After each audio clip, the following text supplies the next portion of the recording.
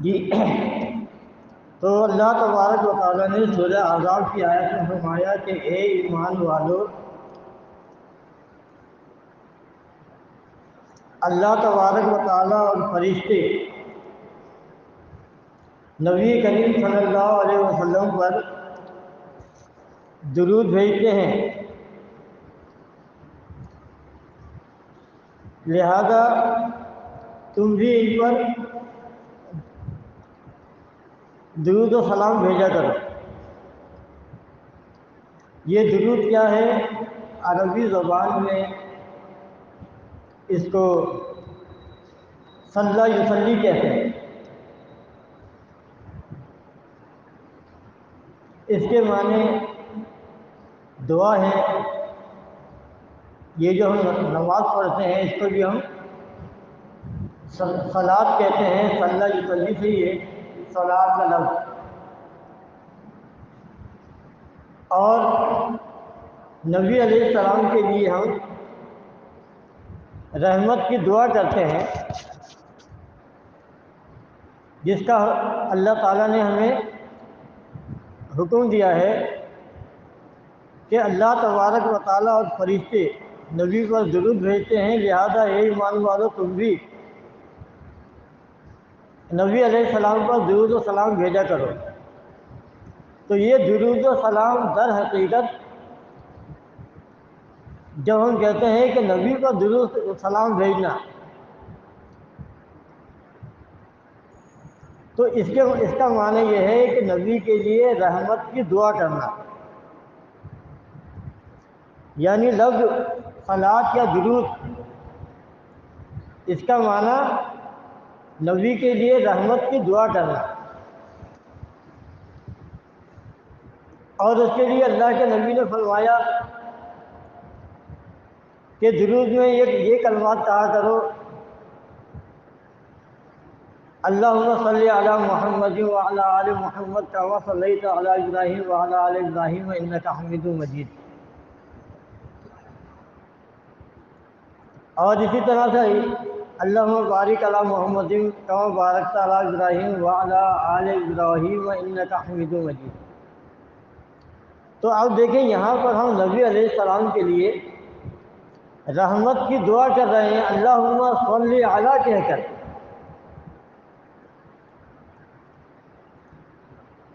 یعنی درود میں ہم اللہ کو مخاطب کرتے ہیں، اللہ سے خطاب کرتے ہیں، اللہ کو پکارتے ہیں، اللہ سے دعا کرتے ہیں اللہم کہہ کر: اے اللہ صلی علی محمد، رحمت فرما محمد صلی اللہ علیہ وسلم پر۔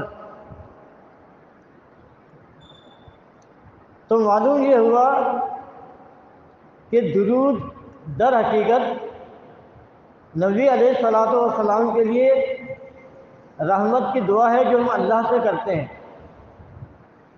یہ کوئی ایسی چیز نہیں ہے کہ ہم نبی کی خدمت میں کوئی نذرانہ یا کوئی تحفہ پیش کرتے ہیں، نہیں، ایسا نہیں ہے۔ درود اللہ کی بارگاہ میں پیش کرتے ہیں، اللہ کو خطاب کر کے کہتے ہیں۔ اس میں نبی کو خطاب نہیں کیا جاتا، بلکہ ہم اللہ سے کہتے ہیں کہ اے اللہ نبی پر رحمت فرما۔ تو معلوم یہ ہوا کہ یہ دعائے رحمت ہے۔ اور سورہ احزاب میں ایک مقام پر آتا ہے، اللہ فرماتا ہے: هو الذی یصلی علیکم وملائکتہ۔ اللہ تعالیٰ کا درود بھیجنا کیا ہے؟ کوئی ایسا نہیں ہے کہ نعوذ باللہ اللہ تعالیٰ بھی یہ پڑھتا ہو اللہم صلی علی محمد، نہیں، یہ تو شرک ہو جائے گا، اس لیے کہ اللہ کے علاوہ تو کوئی الہ نہیں ہے۔ تو اللہ تعالیٰ نبی کے لیے درود نہیں پڑھتا، بلکہ درود بھیجتا ہے، نازل کرتا ہے۔ درود کیا ہے؟ رحمت۔ ہم اللہ سے نبی علیہ السلام کے لیے رحمت کے نزول کی دعا کرتے ہیں کہ تو اے اللہ تو نبی پر رحمت نازل کر۔ برکتیں نازل کر۔ تو اللہ تبارک و تعالیٰ ہماری دعا سننے کے بعد نبی پر رحمتیں نازل کرتا ہے۔ تو اللہ کا درود بھیجنا رحمت بھیجنا ہے، اور ہمارا درود بھیجنا اللہ سے دعا کرنا ہے۔ دیکھیں دونوں میں بڑا فرق ہے۔ اور قرآن میں آتا ہے کہ اللہ تبارک و تعالیٰ صرف نبی پر درود نہیں بھیجتا، رحمت نہیں بھیجتا، بلکہ هو الذی یصلی علیکم وملائکتہ، فرمایا وہی تو ہے یصلی علیکم، عام لوگوں کے لیے کہا جا رہا ہے جو نبی نہیں ہے، یصلی علیکم، وہی تو اللہ ہے جو درود بھیجتا ہے، یعنی اے لوگوں تم پر اللہ ہی درود بھیجتا ہے۔ تو اللہ جو ہے غیر نبیوں پر بھی درود بھیجتا ہے جو ایمان والے ہیں، وہ ملائکتہ، اور فرشتے بھی۔ تو معلوم یہ ہوا کہ درود رحمت کا نازل کرنا یہ نبی کے لیے خاص نہیں ہے، غیر نبی جو ایمان والے ہیں اللہ ان پر بھی رحمت کرتا ہے۔ اسی لیے نبی علیہ السلام نے حدیث میں آتا ہے، فرمایا من صلی علیہ واحدہ، جو ایک مرتبہ میرے لیے رحمت کی دعا کرتا ہے، صلی اللہ علیہ عشرہ، اور اللہ اس پر 10 رحمتیں نازل کرتا ہے۔ یعنی جو شخص نبی کے لیے رحمت کی دعا کرے گا اللہ سے، تو اللہ تبارک و تعالیٰ اس ایک دعا کے بدلے اللہ تعالیٰ 10 رحمتیں یعنی نبی پر تو نازل کرتا ہی ہے، لیکن درود پڑھنے والے پر بھی جو نبی کے لیے رحمت کی دعا کر رہا ہے اس پر بھی اللہ تعالیٰ 10 رحمتیں نازل کرتا ہے۔ ہمارا درود بھیجنا اللہم صلی علی محمد، تو یہ امت کے اندر ایک خاص ہو گیا نبی علیہ السلام کے لیے۔ اسی لیے صحابہ کرام جب نبی کا نام آتا ہے تو کہتے ہیں صلی اللہ علیہ وسلم، یہ درود کا شارٹ ہے، صلی اللہ علیہ وسلم۔ اس کا مطلب یہ ہے کہ اللہ رحمت بھیج نبی علیہ السلام کے اوپر اور سلامتی نازل کر،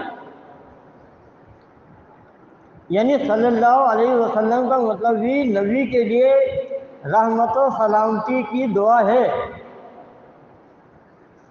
اور دعا جو ہے یہ عبادت ہے، اب دعا ہوا عبادت، دعا جو ہے یہ اللہ کی عبادت ہے، یعنی جب ہم نبی کے لیے اللہ سے دعا کرتے ہیں رحمت کی تو یہ عبادت ہے۔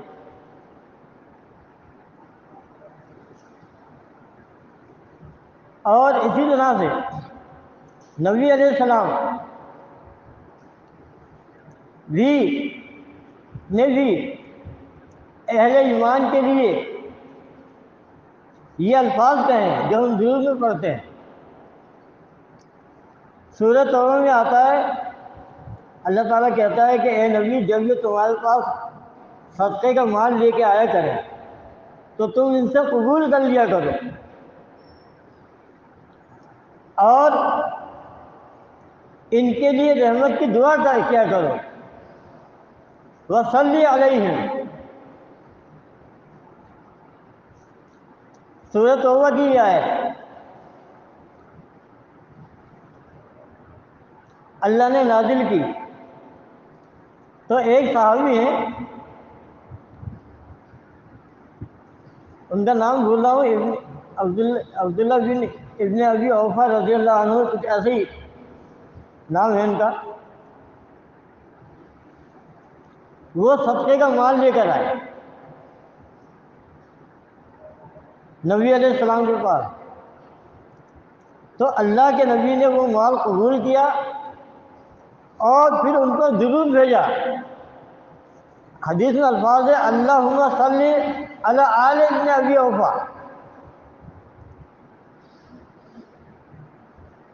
کہ اے اللہ رحمت فرما آل ابن ابی اوفا رضی اللہ عنہ پر۔ میں ان کا نام تھوڑا سا مس کر رہا ہوں۔ تو آپ دیکھیں نبی علیہ السلام صحابہ کے لیے بھی کبھی کبھار درود پڑھا کرتے تھے۔ تو یہ درود کوئی ایسی چیز نہیں ہے کہ بندہ پڑھتا ہے تو یہ نبی کی عبادت ہوا ہے، نہیں نہیں، درود پڑھنا اللہ کی عبادت ہے، دعا ہے۔ تو یہ بات آپ کے سامنے کلیئر ہو گئی کہ دعا کا سننے والا اللہ تبارک و تعالیٰ ہے۔ دعا اللہ سے کی جاتی ہے۔ نبی کی حیات میں، نبی علیہ السلام کی حیات میں لوگ آتے تھے اور کہتے تھے اللہ کے نبی آپ ہمارے لیے اللہ سے دعا کریں۔ تو یعنی صحابہ کرام نبی علیہ السلام سے ان کی زندگی میں دعا کروایا کرتے تھے، اور نبی علیہ السلام دعا اللہ سے کیا کرتے تھے۔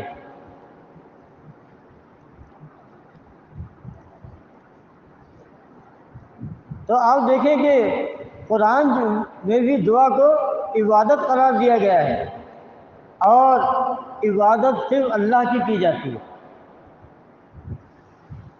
دعا اور پکار جو ہے اللہ کے لیے ہے، لہو دعوت الحق، اللہ کے لیے، حق کی پکار اللہ کے لیے ہے۔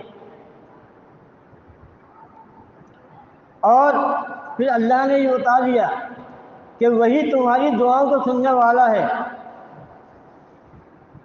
وَإِذَا سَأَلَكَ عِبَادِي عَنِّي فَإِنِّي قَرِيبٌ، فرمایا کہ اے نبی جب تم سے میرے بندے میرے متعلق پوچھیں فَإِنِّي قَرِيبٌ، تو کہہ دیا کرو میں ان کے قریب ہوں۔ اُجِیبُ دعوت الداعِ اذا دعان، جب دعا کرنے والا مجھ سے دعا کرتا ہے تو میں اس کی دعا کو قبول کرتا ہوں، سنتا ہوں۔ فَلْيَسْتَجِیبُوا لِی وَلْیُؤْمِنُوا بِی لَعَلَّهُمْ یَرْشُدُونَ، بس انہیں چاہیے کہ یہ مجھے سے دعا کریں، مجھے کو پکاریں، تاکہ یہ راہ راست کو پا جائے۔ تو دیکھیں یہاں بھی اللہ نے بتا دیا۔ اور یہ درود جو ہے جو ہم پڑھتے ہیں یہ ایک عمل ہے، اور اللہ نے قرآن میں بتا دیا کہ سارے اعمال چاہے درود ہو، نماز ہو، کوئی بھی ہو، سب اللہ کی طرف جاتا ہے۔ اللہ کا فرمان ہے وَإِلَيْهِ يُرْجَعُ الْأَمْرُ كُلُّهُ، کہ سارے کے سارے اعمال جو ہیں اللہ کی طرف پلٹتے ہیں، جو عمل بھی ہم کرتے ہیں، دعا ہو، نماز ہو، یا کوئی بھی کام ہو، سارے معاملات اللہ کی طرف جاتے ہیں، اللہ کی بارگاہ میں پیش ہوتے ہیں۔ اور حدیث میں بھی آتا ہے کہ پیر اور جمعرات خاص دن ہیں جن میں امت کے اعمال پیش ہوتے ہیں اللہ کی بارگاہ میں۔ تو معلوم یہ ہوا کہ دعا کو سننے والا اللہ ہے، اللہ تبارک و تعالیٰ ہے، اللہم صلی علیہ کہہ کر۔ لیکن آج امت کا عقیدہ یہ ہے، اور یہ امت جن کی پیروی کرتے ہیں، دیوبند، بریلوی، اہل حدیث، ان کا عقیدہ یہ ہے کہ ہم جو درود پڑھتے ہیں، یعنی اللہ سے جو ہم دعا کرتے ہیں نبی علیہ السلام کے لیے رحمت کی، تو یہ دعا نبی کے پاس جاتی ہے، اللہ کے نبی سنتے ہیں۔ اس کے اوپر انہوں نے عقیدہ بنایا ہے، امت کو یہ عقیدہ دیا ہے، من صلی علیہ من صلی علیہ عند قبری سمیتہ، ایک جھوٹی من گھڑت روایت لے کے آئے ہیں کہ اللہ کے نبی نے فرمایا کہ جو میری قبر کے پاس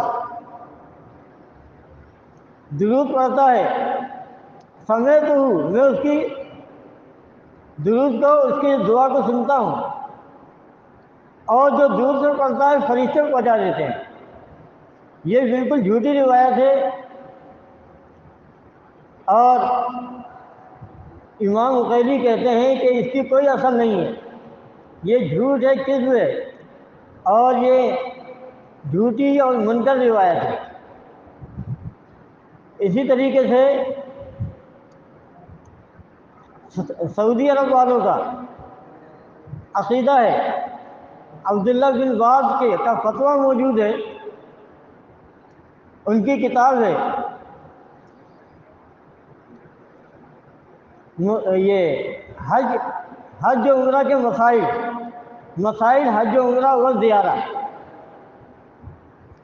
کس کی کتاب ہے؟ سعودی عرب کے مفتی ہیں عبداللہ بن باز۔ اس کتاب میں انہوں نے لکھا ہے نبی کی زیارت کے تحت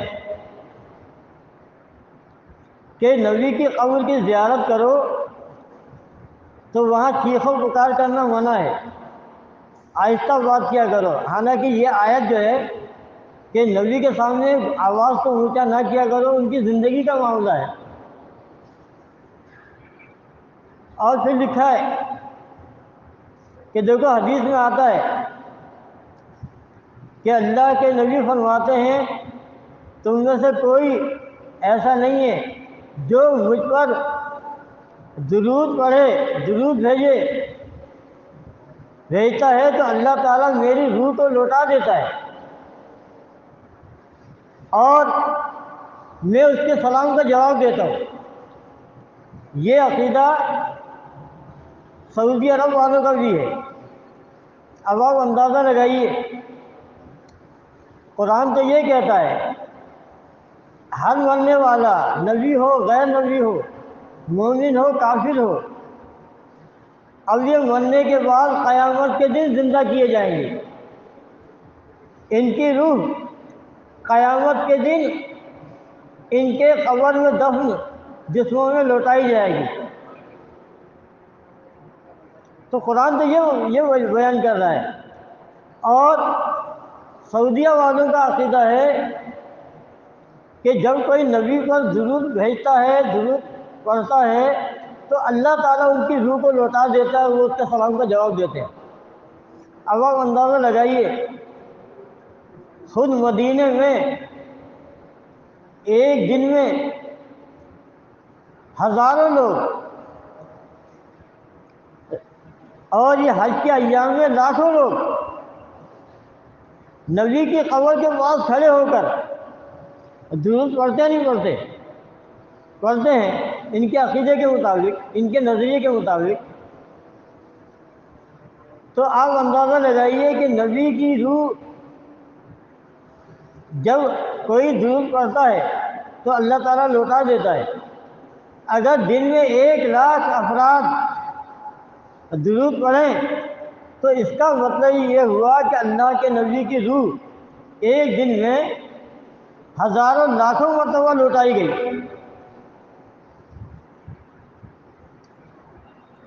ہزاروں لاکھوں مرتبہ لوٹائی گئی ایک دن میں۔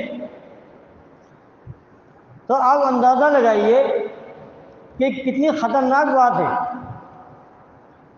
اگر ایک دن میں ہزاروں لاکھوں مرتبہ نبی کی روح جسم میں لوٹائی جاتی ہے، پھر نکل جاتی ہے، پھر لوٹائی جاتی ہے، پھر نکلتی ہے، تو اس کا مطلب تو یہ ہوا کہ اللہ کے نبی ایک دن میں ہزاروں مرتبہ، لاکھوں مرتبہ زندہ ہوتے ہیں، پھر مر جاتے ہیں، پھر زندہ ہوتے ہیں، پھر مر جاتے ہیں۔ اب اندازہ لگائیے کہ کتنا بھیانک عقیدہ ہے یہ۔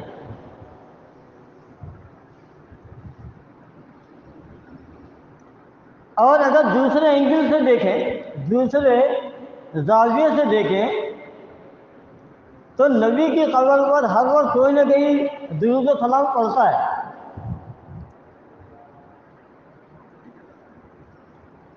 اور کوئی وقفہ بھی نہیں ہوتا۔ تو اس کا مطلب یہ ہوا کہ نبی کی روح مستقل ان کے جسم میں آ گئی ہے۔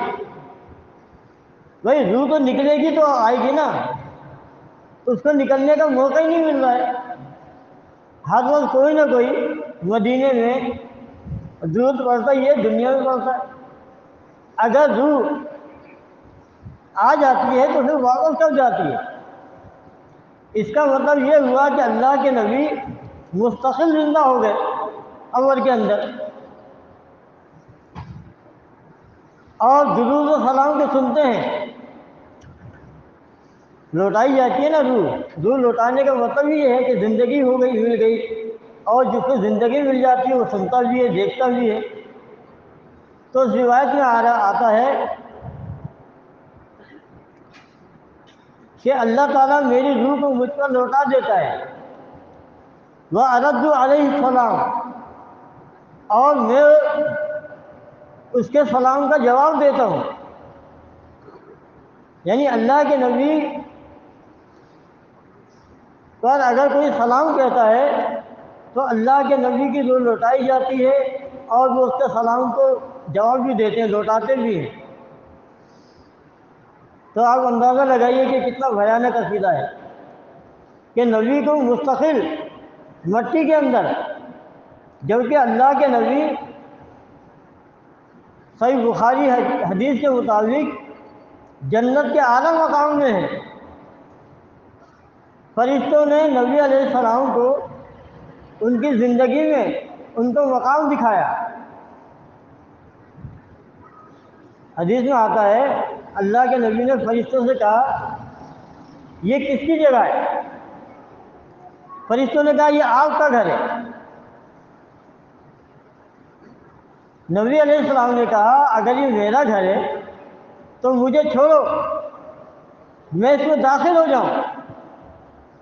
فرشتوں نے کہا کہ نہیں، ابھی آپ کی عمر، دنیاوی عمر کا کچھ حصہ باقی ہے، جب آپ اس کو پورا کر لیں تو اس میں داخل ہو جائیں گے۔ اب آپ دیکھیں، حدیث یہ بتا رہی ہے کہ اللہ کے نبی جنت کے اعلیٰ مقام پر ہیں، جنت کے اندر ہے، اور ان بد عقیدہ قبر پرستوں نے، روایت پرستوں نے نبی کو منو مٹی کے اندر زندہ کر دیا۔ مجھے بتائیے کہ مٹی کے اندر زندہ کا کیا کام؟ بھائی ایک زندہ انسان کا مٹی کے اندر کیا کام؟ اس مٹی کے اندر تو اگر سانس لیتے ہوئے زندہ انسان کو دفنا دیا جائے تو وہ بھی مر جائے گا، ختم ہو جائے گا۔ کیا صحابہ کرام آپ دیکھیں کتنے خطرناک عقیدے ہیں۔ دیوبند کے جو بانی ہیں، ہندوستان میں مسلک دیوبند قائم کیا گیا، مولانا قاسم نے اسے قائم کیا۔ اپنی کتاب آب حیات میں لکھتے ہیں، آب حیات میں لکھتے ہیں کہ میں نے یہ کتاب جو لکھی ہے اس لیے لکھی ہے تاکہ میں نبی کو زندہ ثابت کر سکوں۔ اور دیکھیں وہ یہ بھی اعتراف کر رہا ہے کہ جی مجھے معلوم ہے قرآن و حدیث میں تو آ گیا ہے کہ نبی کی وفات ہو گئی، لیکن یہ کتاب لکھنے کا مقصد یہ ہے کہ میں نبی کو زندہ ثابت کروں۔ آپ دیکھیں جان بوجھ کے، انجانے میں نہیں۔ پھر وہ لکھتا ہے کہ نبی کی روح ان کے جسم سے علیحدہ ہی نہیں ہوئی، ان کے جسم کے اندر سمٹ کے رہ گئی ہے، یعنی جو نبی کی روح جسم سے نکلی ہی نہیں۔ تو صاف مطلب یہ ہے کہ اللہ کے نبی کو موت نہیں آئی۔ پھر سعودیہ والوں کا یہ عقیدہ تو غلط ثابت ہوا کہ جب کوئی نبی کو سلام پڑھتا ہے تو اللہ تعالیٰ روح لوٹا دیتا ہے۔ دیوبند کے عقیدے کے حساب سے جب اللہ کے نبی کی روح نکلی ہی نہیں تو واپس کب آتی ہے؟ پھر واپس آنے کا تو سوال ہی پیدا نہیں ہوتا جب نکلی ہی نہیں ہے۔ تو آپ دیکھیں ان کا عقیدہ اتنا خراب ہے کہ ان کے عقیدے کے مطابق تو صحابہ کرام نے اللہ کے نبی کے ساتھ ظلم کیا، زیادتی کی، اور زندہ نبی کو، جن کی روح جسم سے نکلی نہیں، زندہ نبی کو اس مٹی کے گڑھے میں اتار دیا، قبر میں زندہ دفن کر دیا۔ اس کا مطلب تو یہ ہوا کہ صحابہ کرام جو ہیں نعوذ باللہ اللہ کے نبی کے قاتل ہیں۔ بھائی اگر کسی زندہ انسان کو کوئی دفن کر دے گڑھے کے اندر، جیسے دور جاہلیت میں عرب کے مشرک اپنی بچیوں کو زندہ زمین میں گاڑ دیتے تھے، نعوذ باللہ استغفر اللہ، کیا صحابہ کرام نے زندہ نبی کو زمین میں دفن کر دیا؟ دور جاہلیت کے مشرکوں کی طرح کہ وہ اپنی بچیوں کو زندہ دفن کرتے تھے۔ تو آپ دیکھیں اگر کسی کو زندہ دفن کر دیا جائے تو دنیا کے ہر قانون کے مطابق، قرآن و حدیث کے مطابق بھی، دنیا کے ہر قانون کے مطابق بھی ان کے اوپر قتل کا مقدمہ قائم ہوگا جو کسی زندہ انسان کو مٹی میں دفن کر دے، گڑھا کھود کے دفن کر دے۔ تو اس حساب سے تو نعوذ باللہ صحابہ کرام جو ہے ان کے اوپر تو پھر قتل کا مقدمہ بنتا ہے یا نہیں بنتا؟ بھائی کسی زندہ انسان کو دفن کر دو تو قاتل کہلائیں گے۔ تو آپ دیکھیں کہ گویا کے دبے لفظوں میں یہ صحابہ کرام کو اللہ کے نبی کا دشمن بناتے ہیں، جبکہ صحابہ کرام وہ ہیں کہ جن کے سامنے قرآن نازل ہوا، جن کے اوپر اللہ نے دین کو مکمل کر دیا۔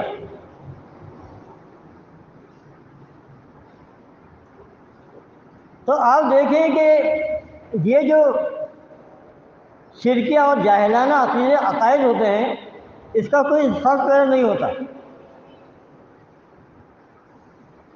اب یہ عقیدہ بنانے والے سوچتے بھی نہیں ہیں کہ نبی کی روح مولانا قاسم نانوتوی کے فتوے کے مطابق، عقیدے کے مطابق، جب نبی کی روح جسم سے نکلی ہی نہیں تو پھر عبداللہ بن باز نے یہ عقیدہ کیسے بنا لیا کہ جب نبی کے اوپر کوئی سلام پڑھتا ہے، بھیجتا ہے تو اللہ تعالیٰ ان کی روح کو لوٹا دیتا ہے، جب نبی کی روح جسم سے نکلی نہیں تو لوٹے گی کہاں سے؟ اب دیکھیں ان دونوں میں دیکھا جائے تو بہت بڑا تضاد ہے۔ دیوبند کے فتوے کے مطابق تو نعوذ باللہ صحابہ کرام نے زندہ نبی کو دفن کر دیا مٹی کے اندر، ایسا ممکن نہیں ہے۔ اور اہل حدیث کے عقیدے کے مطابق کہ نبی علیہ السلام پر ایک دن میں اگر 1,00,000 لوگ درود بھیجیں، پڑھیں، سلام پڑھیں تو نبی زندہ ہوں گے، پھر مر جائیں گے، پھر زندہ ہوں گے، 1,00,000 مرتبہ زندہ ہوں گے اور مر جائیں گے۔ تو آپ دیکھیں کہ کس طرح سے اللہ کے نبی کی توہین کی جاتی ہے، جھوٹ بولا جاتا ہے نبی کے اوپر۔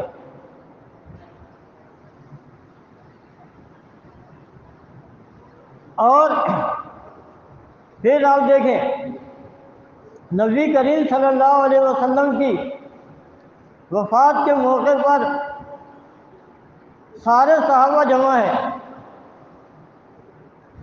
ابو بکر نبی کی موت کا اعلان کر رہے ہیں، قرآن پڑھ رہے ہیں، انک میت وانہم میتون۔ وہاں سارے صحابہ موجود ہیں جن سے یہ جھوٹی من گھڑت حدیثیں آ رہی ہیں، روایتیں آ رہی ہیں۔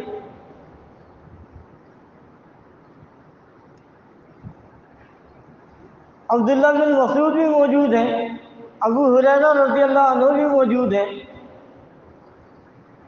سارے صحابہ موجود ہیں۔ ابو بکر اعلان کر رہے ہیں نبی کی موت کا، کسی صحابی نے کھڑے ہو کے نہیں کہا کہ اے ابو بکر تم غلط کہتے ہو، دیکھو فلاں حدیث میں آتا ہے اللہ کے نبی نے فرمایا کہ اللہ نے زمین پر حرام کر دیا ہے کہ وہ انبیاء کی جسموں کو کھائے۔ اللہ کے نبی نے تو فرما دیا ہے کہ تم جہاں کہیں بھی ہو تمہارا درود مجھ تک پہنچا دیا جاتا ہے۔ اب آپ دیکھیں یہ روایتیں منکر ہیں، جعلی ہیں، جھوٹ اور فریب ہے، یہ ہمارے لٹریچر میں لکھا ہوا ہے۔ میں زیادہ تفصیل میں نہیں جاؤں گا، پھر کسی موقع پر۔ تو آپ دیکھیں اس کے راوی اٹھا کے دیکھیں تو ان کے اندر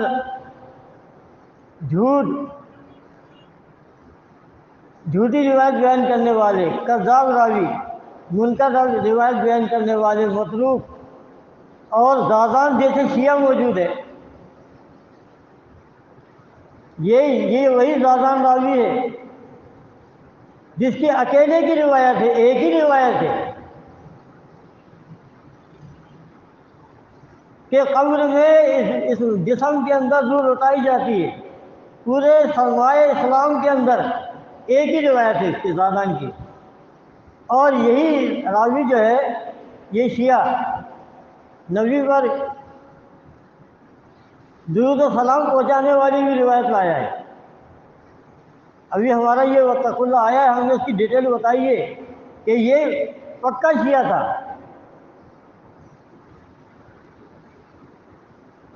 اور بہت زیادہ غلطیاں کرتا تھا، وہمی شکی تھا۔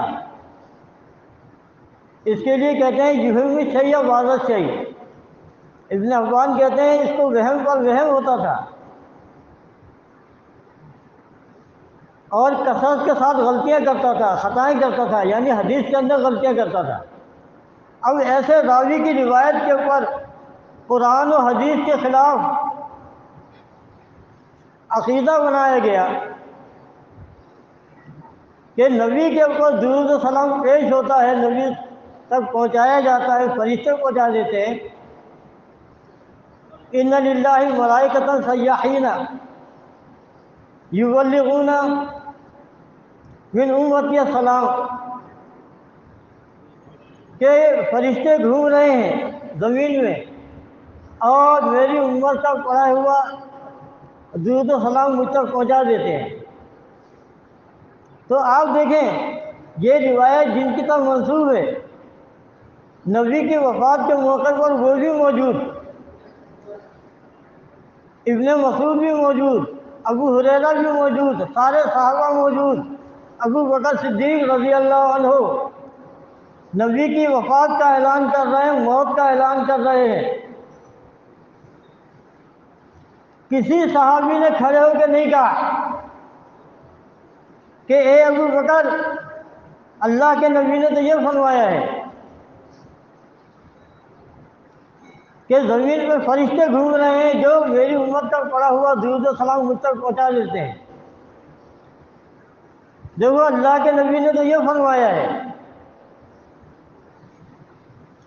کہ جو میری قبر پہ درود پڑتا ہے میں سنتا ہوں، دور سے فرشتے پہنچا دیتے ہیں۔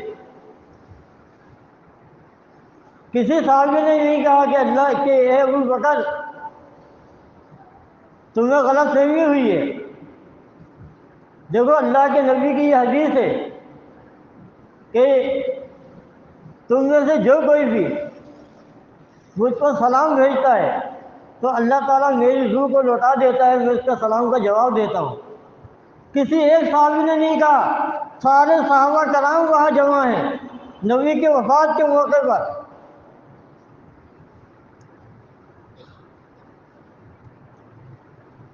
نبی کی وفات ہو گئی، صحابہ کرام کو پتہ چلا تو وہ پہنچ گئے، تو پورا صحابہ کرام کا جمع غفیر ہے، لیکن کسی صحابی نے نہیں کہا کہ اللہ کے نبی کی حدیث ہے۔ کہ الانبیاء احیاء فی قبورہم یصلون، کہ انبیاء اپنی قبروں میں زندہ ہیں اور نمازیں پڑھتے ہیں، کسی نے نہیں کہا۔ تو اس کا مطلب یہ ہوا کہ یہ ساری روایتیں جعلی روایتیں ہیں، من گھڑت ہیں، منکر ہیں، اس میں متروک راوی ہیں، وضاح ہیں، کذاب ہیں، رافضی ہیں، شیعہ ہیں۔ تو آپ دیکھیں پورا اسلام شیعوں کے حوالے کر دیا گیا، اور انہی کے ذریعے سے یہ دین آیا ہے کہ انبیاء قبروں میں زندہ ہیں۔ آپ دیکھیں ان روایات کی، یہ روایات جو قرآن و حدیث کے خلاف ہے۔ میں نے آپ کے سامنے حدیث رکھی تھی کہ دیکھیں صحیح حدیث میں آتا ہے، من صلی علیہ واحدہ، اللہ کے نبی فرماتے ہیں تم میں سے جو بھی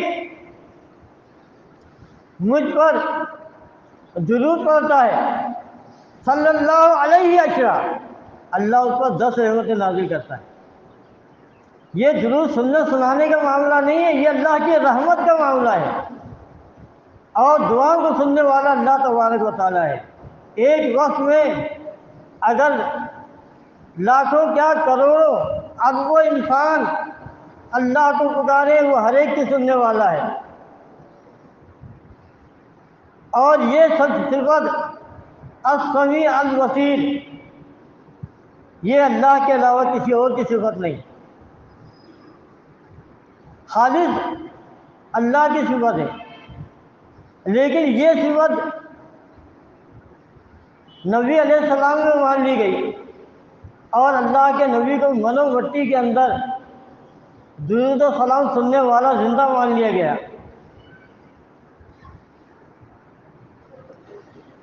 دیکھیں کتنا بڑا ظلم ہے، صحابہ میں بہتان ہے۔ نبی کی وفات کے موقع پر جب خبر ملی، ابو بکر رضی اللہ عنہ پہنچے ہیں عائشہ رضی اللہ عنہا کے حجرے میں، نبی علیہ السلام کی میت رکھی ہوئی ہے۔ باہر صحابہ کرام میں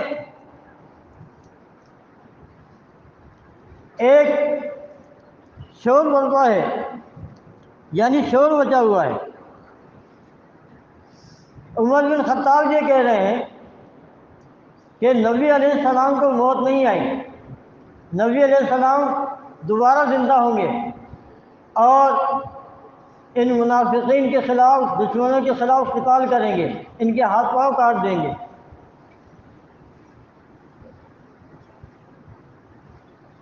ابو بکر رضی اللہ عنہ یہ بات سننے کے بعد عائشہ رضی اللہ عنہ اپنی بیٹی کے حجرے میں داخل ہوتے ہیں،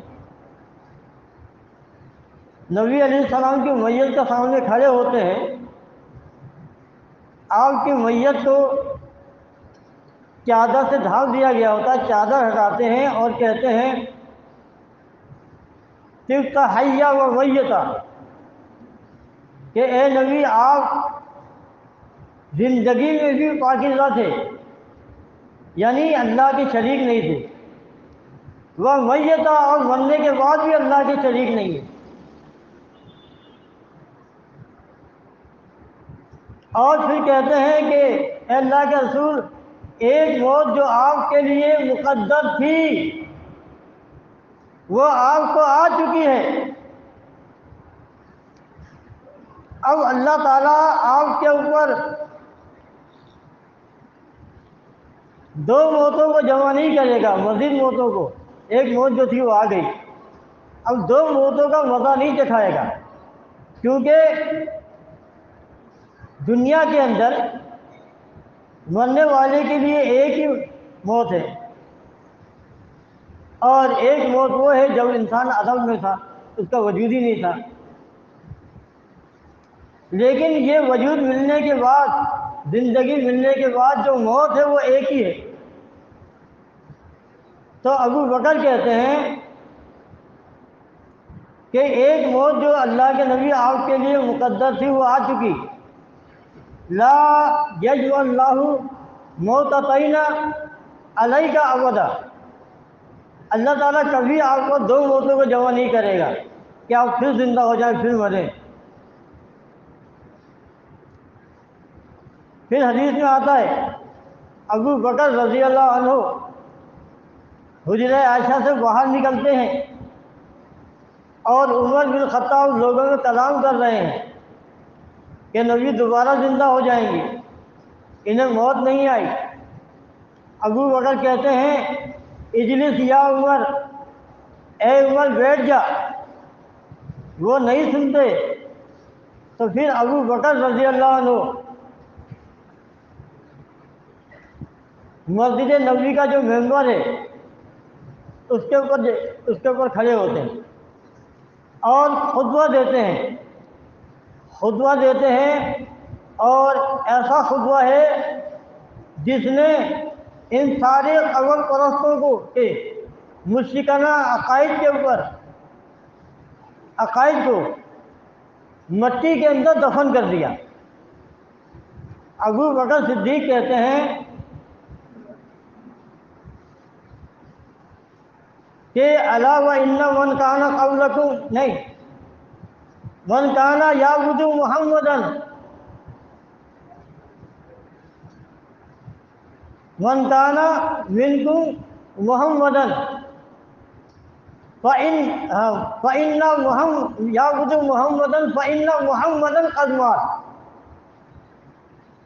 یہ کس کو کہہ رہے ہیں؟ عمر کہہ رہے ہیں کہ اللہ کے نبی زندہ ہوں گے، دوبارہ زندہ ہو جائیں گے۔ ابو بکر کہتے ہیں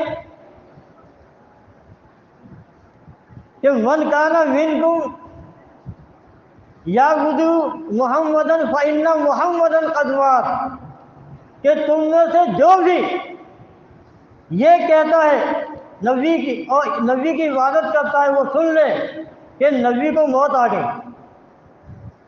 ومن کان یعبد اللہ، اور جو اللہ کی بندگی کرتا ہے تو وہ سن لے کہ اللہ زندہ ہے، اسے موت نہیں۔ پھر قرآن سے دلیل دیتے ہیں۔ دیکھیں ابو بکر جو ہے صحابہ کرام کا طریقہ یہی تھا کہ وہ قرآن سے دلیل دیتے تھے، کیونکہ قرآن جو ہے یہ 100% پرفیکٹ، اس میں راوی کی بھول اور خطا نہیں ہے۔ تو ابو بکر رضی اللہ عنہ آیت پڑھتے ہیں، تلاوت کرتے ہیں انک میت وانہم میتون، کہ بے شک انک بے شک تجھے میت ہونا ہے، وانہم میتون اور یہ سب ایک دن میت ہو جائیں گے۔ صحابہ کرام جب یہ آیتیں سنتے ہیں تو حیران ہو جاتے ہیں، کہتے ہیں کہ ایسا لگ رہا تھا کہ جیسے یہ آیتیں آج ہی نازل ہوئی ہیں۔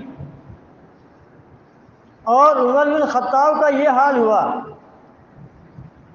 کہ وہ گھٹنے کے بل زمین پہ آ لگے اور سارے صحابہ کرام قرآن کی یہ آیت تلاوت کرنے لگے۔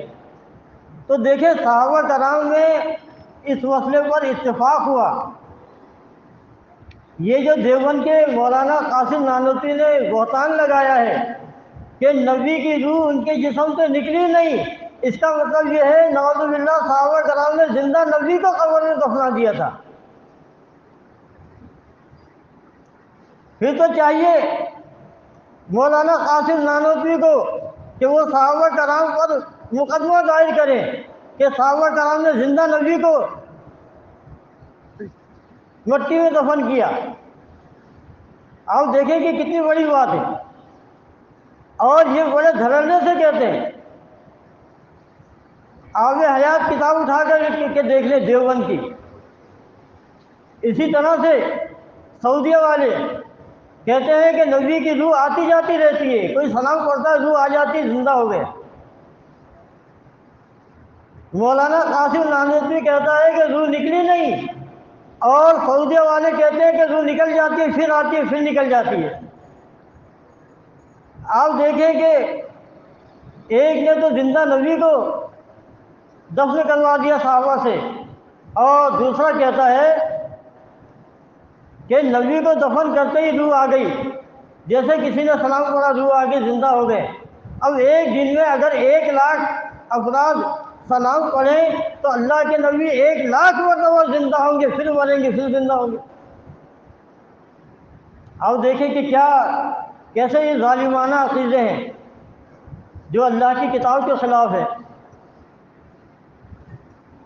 تو آپ دیکھیں کہ صحابہ کرام قرآن سے استدلال کرتے تھے، قرآن سے دلیل دیتے تھے۔ کسی صحابی نے نہیں کہا کہ ایک وقت تمہارا فتویٰ غلط ہے، تم غلط بات کر رہے ہو، دیکھو حدیث میں آتا ہے کہ اللہ کے نبی زندہ ہیں۔ تو بہرحال دیکھیں ابو بکر صدیق رضی اللہ عنہ کے خطبے نے بات کو صاف کر دیا کہ جب نبی زندہ نہیں ہے تو عام مردے کیسے زندہ ہو جائیں گے؟ جب نبی کی روح نہیں آئے گی تو عام مردوں کی روح کیسے آ جائے گی قبر کے اندر؟ اقول قولی واستغفر اللہ لی ولکم ولسائر المؤمنین۔ جی یہ اعلان کرنا تھا اتوار کا مرکزی پروگرام، یعنی آنے والے اتوار کا جو پروگرام ہے مسجد حاضہ میں ہوگا، اسی مسجد میں ہوگا، اور خواتین کا پروگرام بھی ہے انشاءاللہ نالی 6 نمبر پہ، شاہد بھائی مرحوم کے گھر پر ہوگا نالی 6 نمبر پہ۔ یہ تو ہے اتوار کے پروگرام کا اعلان۔ دوسرا اعلان یہ ہے کہ ہمارے جو ساتھی بھی قربانی میں حصہ لینا چاہیں تو فی آدمی قربانی کا حصہ، ایک حصے کا 25,000 روپے ایک حصہ فی آدمی کا، تو وہ جلد از جلد اپنے حصے کے پیسے جمع کرا دیں۔ یہ انیس صاحب بیٹھے ہوئے ہیں، موجود ہیں، ان کے پاس جمع کرا دیں اور ان کو بتا دیں اگر حصہ لینا ہے، ان سے رابطہ کر لیں آپ۔